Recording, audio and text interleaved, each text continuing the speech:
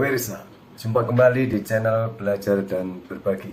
Video kali ini kita akan belajar mengenai pengelolaan dan pemeliharaan alat kesehatan dan alat pendukung lainnya di rumah sakit dengan cara menerapkan sistem manajemen mutu.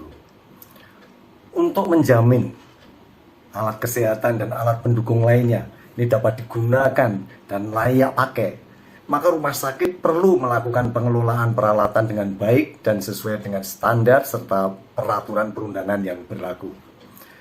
Proses pengelolaan alat kesehatan ini antara lain meliputi identifikasi dan penilaian kebutuhan alat kesehatan dan uji fungsi.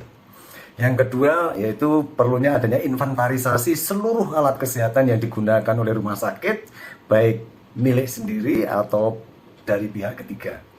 Yang ketiga yaitu pemeriksaan peralatan sesuai dengan penggunaan dan ketentuan produsen alat kesehatan secara berkala. Dan yang keempat yaitu perlunya pengujian alat kesehatan untuk memperoleh kepastian tidak ada bahaya yang timbul sebagai akibat penggunaan alat. Yang kelima yaitu melakukan pemeliharaan preventif dan kalibrasi dan mendokumentasikan seluruh prosesnya. Selain alat kesehatan, rumah sakit juga menggunakan berbagai peralatan pendukung lainnya untuk menjalankan operasionalnya. Ini misalnya kebutuhan akan listrik, air, gas medis, sistem utility lainnya, dan sebagainya. Semua peralatan tersebut ini perlu dikelola dan dipelihara untuk meminimalkan risiko kegagalan pengoperasian. Jadi semua peralatan yang diperlukan untuk pengoperasian ini perlu dijamin aman dan tepat, meminimalkan risiko faktor manusia, dan juga meminimalkan kesalahan interface atau antarmuka manusia dengan peralatan. Penerapan sistem manajemen mutu ini dapat meningkatkan jaminan-jaminan tersebut. Bagaimana penjelasannya? Ikuti terus video yang satu ini.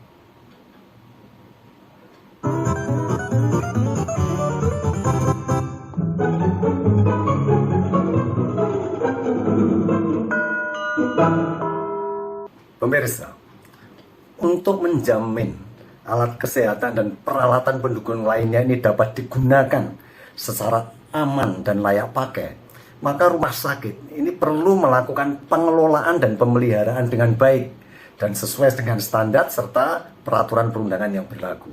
Di dalam menjelaskan penerapan sistem manajemen mutu untuk meningkatkan jaminan keamanan dan ketepatan penggunaan peralatan, tentu saja saya menggunakan berbagai referensi, antara lain ISO 7101 tahun 2023. Ini mengenai Healthcare Organization Management Systems for Quality and Healthcare Organizations Requirements.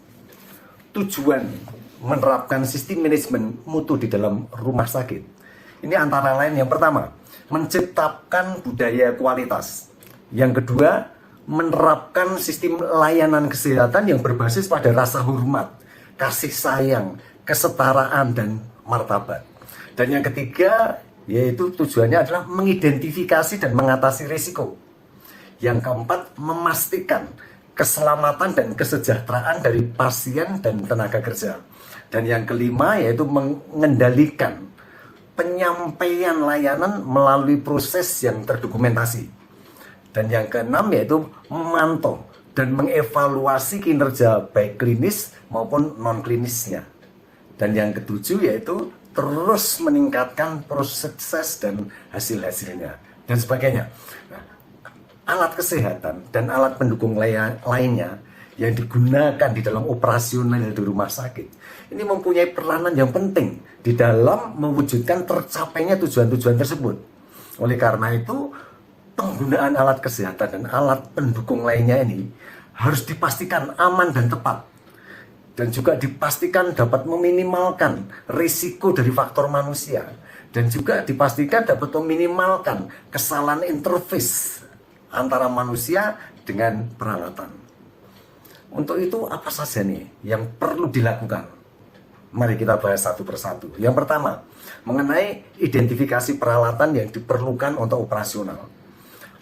Peralatan ini bisa meliputi misalnya alat kesehatan, instrumen pengukuran, software, reagen, bahan habis pakai atau consumable, dan sebagainya. Peralatan ini harus diidentifikasi dan dikendalikan di semua tingkatan pemberian layanan atau unit layanan. Apa yang sebaiknya tersedia? Yang pertama, rumah sakit ini sebaiknya membuat daftar peralatan yang digunakan, baik alat-alat milik sendiri maupun alat-alat yang didukung oleh pihak ketiga.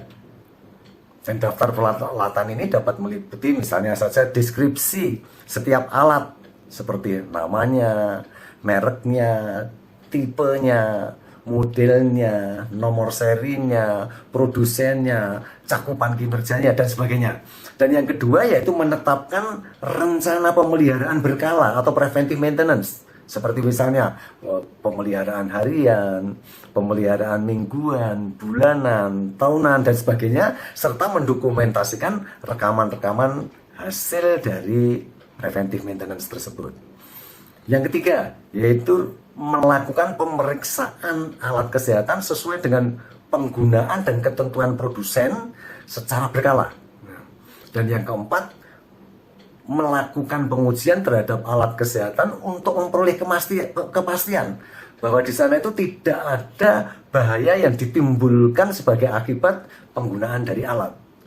Dan yang kelima yaitu menetapkan safety stock dan logbook penggunaan untuk bahan-bahan yang habis pakai dan reagen.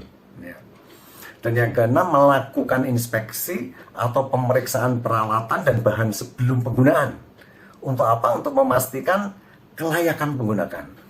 Dan yang ketujuh yaitu hasil pemeriksaan, hasil inspeksi, hasil uji fungsi dan pemeliharaan itu sebaiknya didokumentasikan. Berikutnya yaitu mengenai identifikasi peralatan yang wajib untuk dikalibrasi. Rumah sakit ini sebaiknya memeriksa atau melakukan inspeksi dan juga melakukan kalibrasi dan juga mendokumentasikan peralatan-peralatan yang relevan yang dapat ditelusuri sampai ke standar pengukuran nasional atau internasional atau dasar kalibrasi lain yang ditentukan.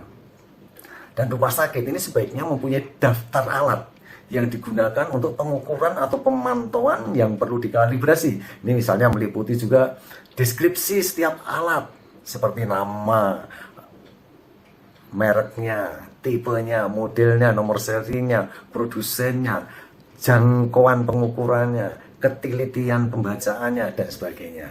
Yang kedua yaitu mendokumentasikan aspek-aspek yang terkait dengan kalibrasi, misalnya saja frekuensi kalibrasinya, toleransi keberterimaan hasil kalibrasinya, status dari hasil kalibrasinya, tanggal kalibrasinya kapan, dan rencana kalibrasi selanjutnya kapan, dan sebagainya. Yang ketiga yaitu menyusun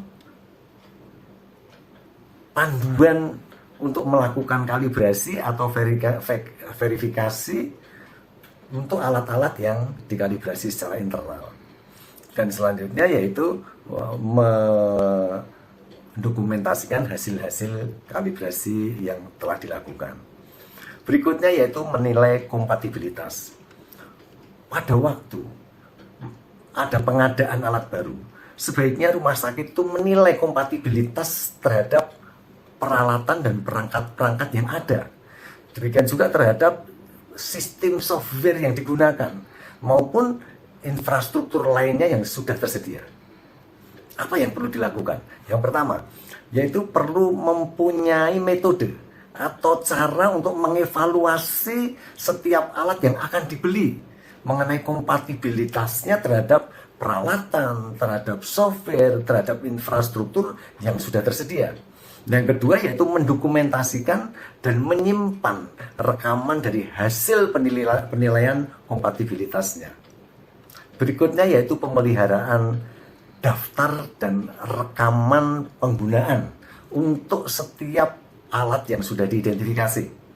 Jadi rumah sakit sebaiknya mempunyai logbook untuk mencatat penggunaan setiap alat. Yang kedua, rekaman sejarah penggunaan setiap alat. Ini sebaiknya juga tersedia Untuk apa? Untuk dapat dianalisa nanti jika diperlukan. Dan yang ketiga, jika ada pemberitahuan bahaya mengenai alat kesehatan dari produsennya, atau dari pemasoknya, atau dari regulator, maka rumah sakit sebaiknya mempunyai sistem untuk memantau dan melakukan tindak lanjut apa nih yang perlu dilakukan. Yang keempat, ini juga berlaku untuk informasi tentang penarikan produk atau penarikan atau recall dari produk jika ada insiden yang perlu dilaporkan, ada masalah yang perlu dilaporkan, ada kegagalan dalam penggunaan alat. Nah, dalam hal ini rumah sakit sebaiknya juga mempunyai sistem untuk memantau dan melakukan tindakan yang perlu dilakukan. Selanjutnya, rumah sakit harus mengidentifikasi dan mematuhi hukum dan peraturan yang berkaitan dengan pelaporan insiden terkait dengan alat kesehatan. Dan selanjutnya, rumah sakit sebaiknya juga mempunyai proses yang untuk mengidentifikasi, untuk penarikan, untuk pengembalian, atau untuk pemusnahan produk dari alat-alat kesehatan yang ditarik kembali oleh produsennya atau oleh pemasoknya. Rumah sakit ini juga perlu mempunyai kebijakan atau prosedur yang mengatur penggunaan setiap produk atau setiap alat yang ditarik kembali oleh produsennya atau oleh pemasoknya. Nah, berikutnya tentang tenaga kerja kompeten dan yang terlatih. Rumah sakit ini perlu memastikan bahwa hanya tenaga kerja yang kompeten dan terlatih yang akan memeriksa, yang akan menginspeksi, yang akan memelihara, dan juga yang mengoperasikan peralatan. Dan rumah sakit ini sebaiknya menetapkan staf yang kompeten untuk melaksanakan kegiatan-kegiatan tersebut. Apa saja nih yang perlu dilakukan oleh rumah sakit? Yang pertama, rumah sakit ini perlu menetapkan penanggung jawab yang kompeten dalam pengelolaan dan pengawasan alat kesehatan dan alat pendukung lainnya yang ada di rumah sakit. Yang kedua, rumah sakit perlu mempunyai standar kompetensi bagi operator-operator peralatan, bagi teknisi pemeriksa, dan juga pemeliharaan peralatan. Dan yang ketiga, standar kompetensi ini meliputi pendidikan, keterampilan, pengalaman, dan juga pelatihan. Yang keempat, untuk memudahkan, memonitor kompetensi. Ini sebaiknya rumah sakit juga mempunyai metrik kompetensi untuk bagi setiap personil yang mengoperasikan peralatan, yang memeriksa peralatan, dan juga yang memelihara peralatan. Nah, gap kompetensi setiap personil dibandingkan standar kompetensi yang sudah ditetapkan, ini dapat menjadi input untuk peningkatan kompetensi.